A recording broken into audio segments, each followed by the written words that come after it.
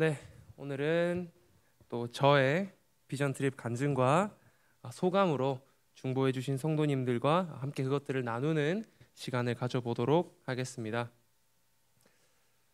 정말 모든 것이 은혜였다고 말할 수 있는 비전 트립이었습니다. 제가 내려오는 버스에서부터 계속 그 말을 했던 것 같은데 다 좋았습니다.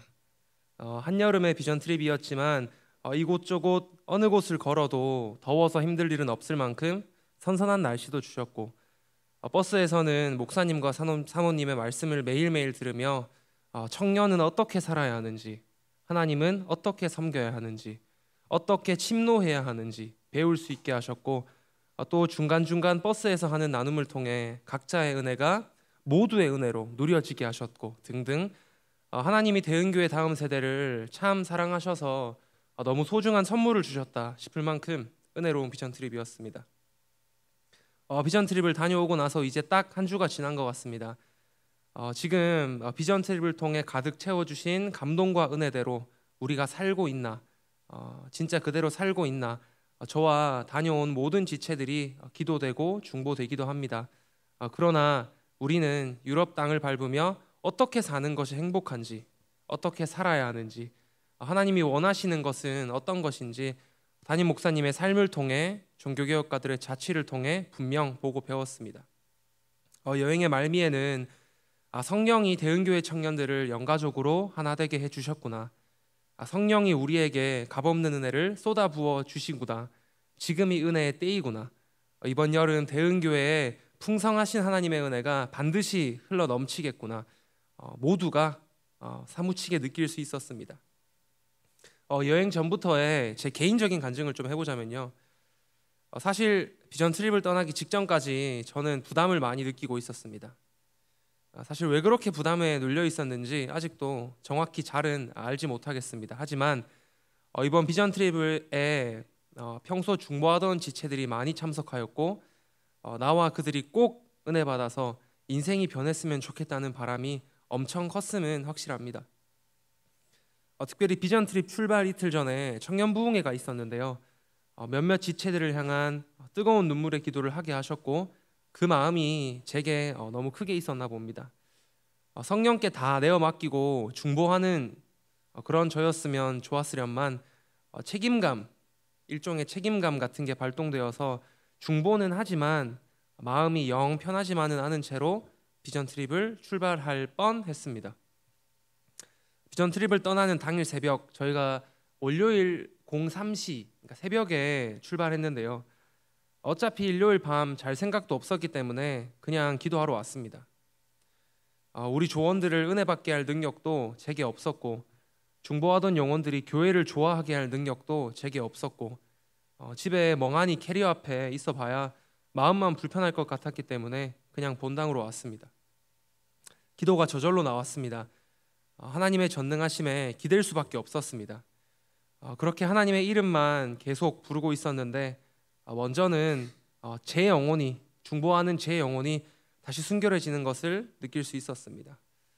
또 성령께 민감하게 반응하는 제 영혼이 되어갈 때 성령께서 이번 비전 트립도 온전히 인도해 주시겠다는 감동이 들었습니다. 성도님들도 경험해 보신 적 있으리라 생각합니다. 기도하기 전에는 꽉 막혀 있던 체기가 뚝 떨어졌고, 제 마음에 갖고 있지 않았어도 되는 인간적인 부담은 사라졌습니다. 본당 문을 나가며 이번 비전 트립 동안 성령님이 원하시는 게 무엇인지 매 순간 경청해보자, 목사님과 사모님의 말씀에 전심으로 귀 기울이자, 그거 두 개만 이번 비전 트립 동안 생각하기로 했습니다. 다녀온 지금은 그 새벽에 기도하도록 해주셔서 감사하다, 역시 성령님이 짱이다, 성령님이 우리의 길을 인도하신다, 성령이 가장 좋은 것을 주신다, 이런 마음들이 듭니다. 또 비전 트립 가운데 은혜의 문을 활짝 여신 하나님께서 이번 여름 대은교회 가운데 어떤 은혜를 퍼부으실지 기대하는 마음도 가득 있습니다. 또 이런 기대와 기쁨을 참 별것 아닌 죄와 미디어에 빼앗기고 싶지 않다는 강한 고집도 생겼습니다. 저는 또 참석한 모든 청년들은 이번 비전 트립이 하나님 앞에 그 정도로 기뻤고 좋았습니다. 중보해 주셔서 너무 감사드리고 정말 모든 것에 감사한 비전 트립이었습니다. 이번 비전 트립의 주제는 통일과 종교개혁이었는데요. 각 주제별로 저의 느낀 점을 좀 나눠보고자 합니다. 먼저 통일의 현장을 둘러보면서는 통일의 부작용을 운운했던 제 스스로가 좀 부끄러워졌습니다. 저희는 많은 박물관을 둘러보고 실제 동독 땅을 밟으며 동독 국민들의 삶을 세세하게 그들이 입던 옷, 그들만의 차, 그들의 집 구조 많은 것을 실제적으로 살펴볼 기회가 많았습니다. 동독 국민들의 삶을 살피며 동독의 국민들도 저만치 통제되어 자유라고는 찾아볼 수도 없는 인간에 의해 계획된 획일화된 삶을 살았는데 북한 사람들은 지금도 대체 어떤 삶을 살고 있을지 알 수 전혀 알 수 없지만 이전보다 가까이서 상상해 볼 수 있게 되었습니다. 동베를린 사람들도 지금의 북한 사람들이 철책을 넘어 중국으로 가듯이 자유를 찾아 서방의 땅으로 넘어오곤 했었습니다. 탈출하던 독인들도 물론 북한 사람들처럼 총에 맞아 죽고 지뢰를 밟아 죽기도 했었습니다. 그러나 그래도 동독에는 자유국가를 경험한 세대가 살아있었고 같은 옷과 같은 음식이었지만 적당히 살 만큼의 배급은 이루어지고 있었습니다. 그러나 지금의 북한은 어떠합니까? 우리가 동독을 살피며 보다 실제적으로 보다 가까이서 북한의 삶을 상상할 수 있게 되었을 뿐이지 지금 북한 성도들의 삶은 상상할 수 없을 만큼 통제되어 형편없는 여건 속에 살고 있지 않겠습니까? 그런 마음으로 독일 땅을 둘러보다가 여행의 후반부에 있었던 일정인 베를린에서 동과 서를 갈랐던 장벽에 우리가 손을 얹고 기도할 때 불가능할 것 같았던 독일의 통일이 기적처럼 일어났듯이 남북한의 통일도 하나님의 방법으로 속히 이루어지게 해달라고 그 기도가 저절로 나왔습니다. 이제 저에게 제가 학부생일 때 배웠던 남북이 통일되면 발생하는 여러 가지 현실적인 문제들과 그럼에도 나만이 얻을 수 있는 이득, 그런 것들이 통일을 바라는 이유가 전혀 아니게 되었습니다. 복음 없이 자유 없이 그렇게 살다가 죽는 북한 동포들, 그 자체로 통일을 기도해야 할 충분한 이유가 되었습니다. 물론 저도 북한을 위해서 어려서부터 기도해 왔습니다. 그러나 분단되었던 동독의 현실을 독일인을 통해서 실제로 듣고 1990년에 통일되었지만 35년이 지난 지금까지도 극복되지 못하고 있는 서독과 동독의 격차를 보는 것은 이전보다 더 절실하게 또 시급하게 복음 통일을 위해서 기도해야만 한다는 사명감이 들게 했습니다. 정치는, 정책은, 통일은 현실이라며 북한을 향한 하나님 마음에 귀 기울이지 않았던 저의 과거를 반성하는 시간을 독일에서 가졌습니다. 베를린 땅에서 우리는 우리의 소원은 통일이라는 노래를 모두 함께 불렀습니다. 사실 저도 이 노래를 몰랐습니다. 근데 같이 갔던 30, 40대 분들은 세대차가 느껴진다 말씀하시더라고요. 처음에는 저만 해도 되게 외국 사람들이 많은 그런 독일의 땅에서 이런 노래를 부르는 게 좀 쭈뼛했던 것 같은데요. 이 땅에서 복음 통일을 위해 이만큼 기도하고 이만큼 가르치고 현장을 밟기까지 하는 교회가 정말 얼마나 될까 그런 생각을 했습니다. 누군가에게는 멀게만 느껴질 수도 있는 남북의 통일을 향하여 눈물로 기도하는 교회가 정말 얼마나 되겠습니까? 여행을 마치고 돌아와서 독일의 일정을 정리하며 다음 시대 하나님께서 남과 북을 복음으로 통일시키실 때 대흥교회와 우리의 다음 세대가 그 선봉에 있겠구나, 더 꿈꾸고 더 기도해서 그 선봉에 반드시 서야겠구나, 그런 생각이 벅차게 들었습니다. 다음 세대 여러분은 정말 복받은 겁니다. 지금 학생으로 있는 여러분의 삶이 꾀죄죄한 것 같고 어제 친 내 모의고사 성적이 왜 이런지 모르겠고 이해되지 않는 것 투성이지만 이런 복음의 큰 꿈을 알려주시고 그 꿈을 꾸게 하시고 눈물로 기도하게 하는 교회를 만난 것이 저와 여러분에게 얼마나 큰 복입니까? 하나님께서 남과 북을 복음으로 하나 되게 하실 때 하나님이 가장 쓰시기 편한 사람 저와 여러분 되기를 진심으로 축복합니다. 이 자리에 계신 부모 세대의 성도님들도 결코 이 비전의 예외가 절대 아니십니다. 하나님이 우리의 기도를 들으시고 이 나라가 주의 나라 되게 하실 줄로 믿습니다.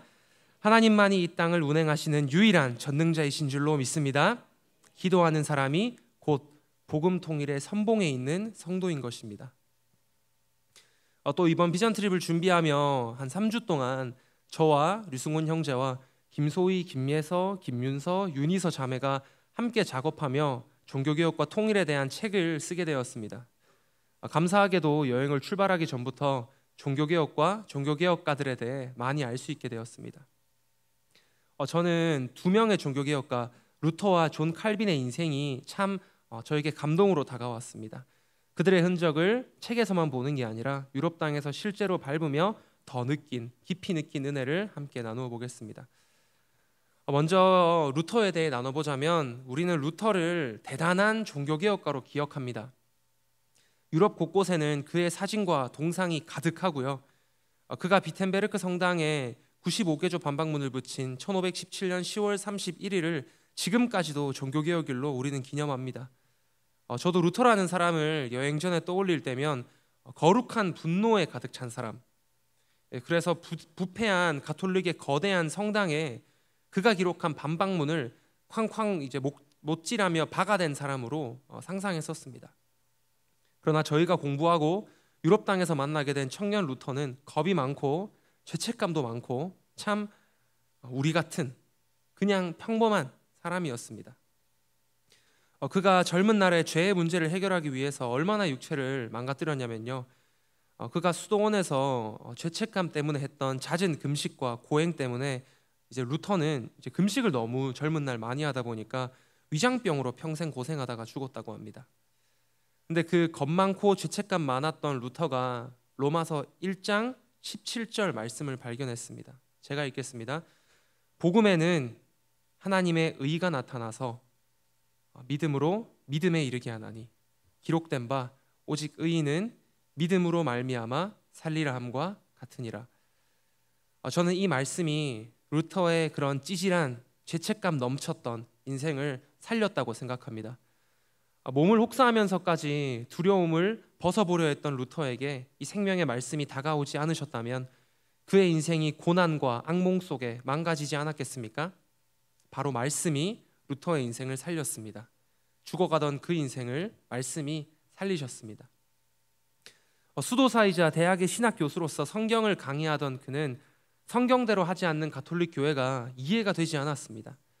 그래서 그는 그가 살던 동네에서 자기가 다니던 성당에 가톨릭 교회와 그 교리에 대한 반박문을 붙였습니다.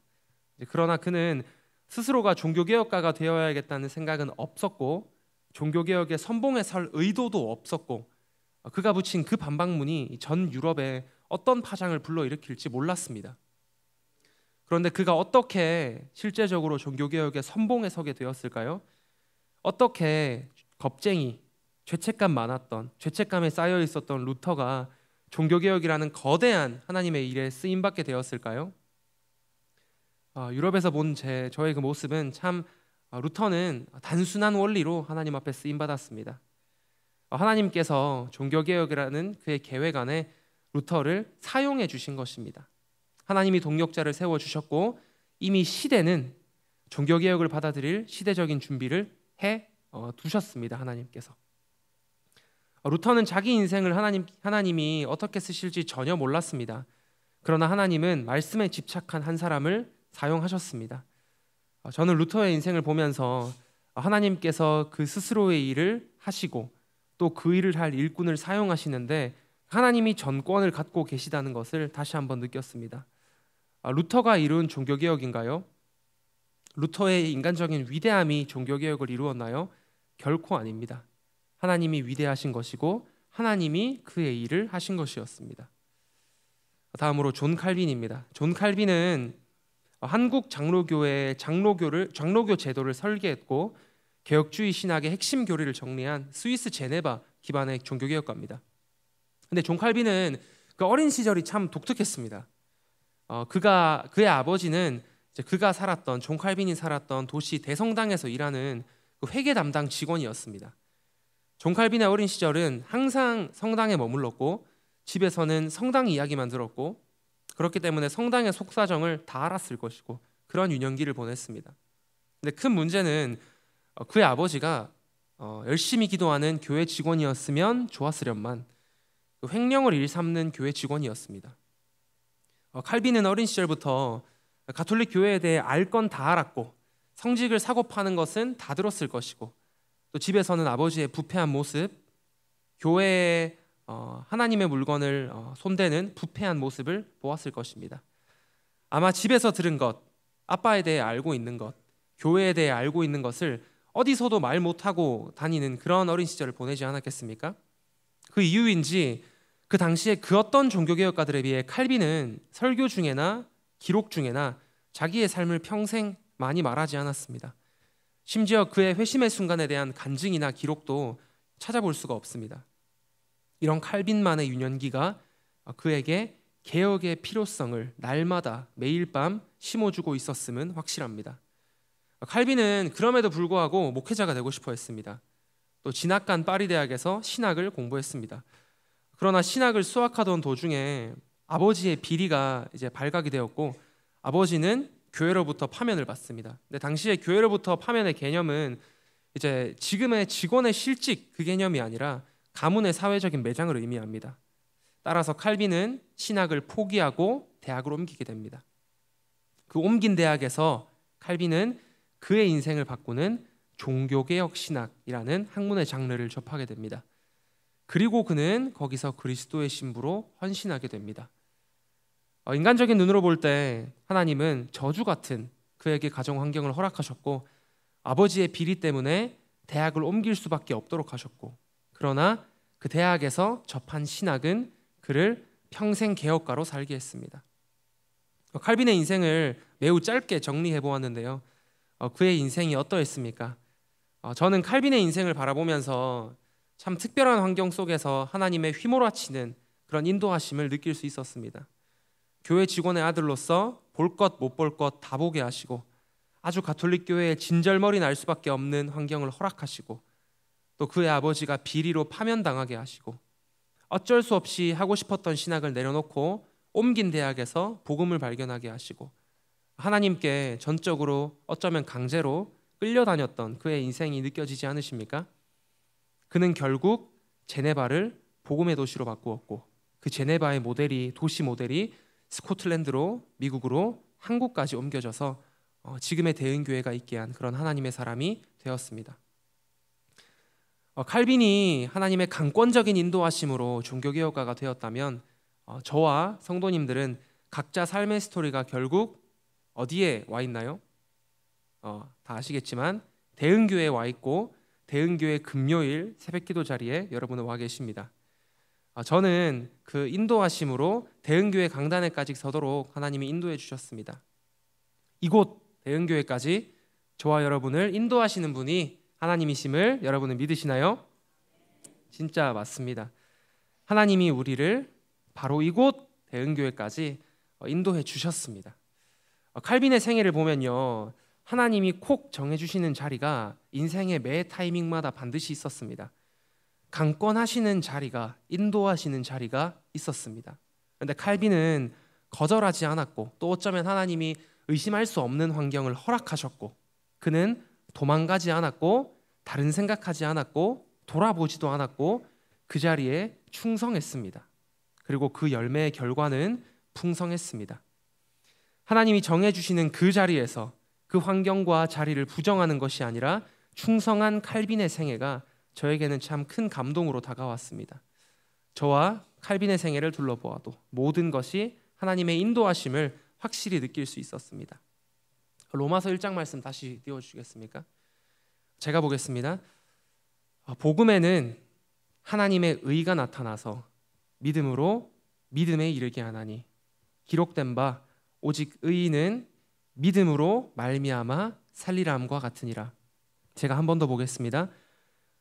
복음에는 그 십자가의 소식에는 나의 의가 아니라 하나님의 의가 나타나서 오직 믿음으로 믿음에 이르게 하나니 기록된 바 오직 의인은 믿음으로 말미암아 살리라함과 같으니라. 아멘. 저는 설교를 준비하면서 또 어제부터 이 말씀이 꿀송이처럼 달았습니다. 루터는 더럽고 추한 나라는 죄인의 능력이 아니라 하나님의 의에 의해 내가 의롭다함을 받는 그 복음의 능력을 깨달았습니다. 다시 한번 하나님의 의에 의해 내가 의롭다함을 받게 되는 복음의 능력을 깨달았습니다. 그리고 그 복음의 능력으로, 그 복음을 믿는 믿음으로 루터는 드디어 자유함을 얻게 되었습니다. 이제 말씀을 정리해 보고자 합니다. 성도님들, 그리고 이 자리에 계신 다음 세대 여러분들, 오직 말씀에 그 능력이 있는 줄로 믿습니다. 복음의 능력이 있는 줄로 믿습니다. 그 십자가의 능력이 있는 줄로 믿습니다. 결코 루터와 칼빈의 능력으로 종교개혁이 일어나지 않았습니다. 루터와 칼빈은 부르신 자리에서 오직 말씀대로 살기 위해 자기 자리에서 몸부림쳤던 우리와 똑같은 사람들일 뿐이었습니다. 나의 부족을 너무나 잘 알지만 그러나 나를 의롭다 하시는 복음의 능력을 믿는 사람, 그 복음의 능력을 진심으로 깨달은 사람을 우리는 종교개혁가라고 부릅니다. 그들은 세상이 보기에는 참 한심한 사람이었을 것 같습니다. 말씀대로 살아보기를 죽기까지 각오했고요. 항상 넓은 길을 놔두고 좁은 길을 갔고요. 평생 주의 일만 하다가, 또 루터는 그가 죽는 날까지 강의했습니다. 평생 주의 일을 하다가 호사 한 번 못 누리고 죽었습니다. 루터와 칼빈의 때에도 가짜는 판을 쳤습니다. 칼빈의 개혁교회를 다니면서도 그렇게까지 해야 하나 화내고 타협하는 이들은 있었습니다. 그러나 루터와 칼빈에게 그렇게까지라는 정량적인 헌신의 수치는 없었습니다. 50% 헌신, 70% 말씀의 순종, 그런 건 없었습니다. 그저 말씀 앞에 복음의 능력으로 살았던 사람들이 루터와 칼빈과 종교개혁가들이었습니다. 겁 많고 소심한 루터가 죄 문제를 해결하고 싶어서, 살고 싶어서 말씀에 집중했을 뿐인데 하나님은 그를 사용하셨고, 칼빈은 어렸을 적부터 하나님이 허락하신 그의 환경, 가정에 충실했을 뿐인데 하나님은 그 자리에서 칼빈을 사용하셨습니다. 유럽 땅을 둘러보며 여러 종교개혁가들을 만났고 통일의 주역들을 만났지만 사실 그 장소나 인물이 저에게 큰 감동을 주지는 못했습니다.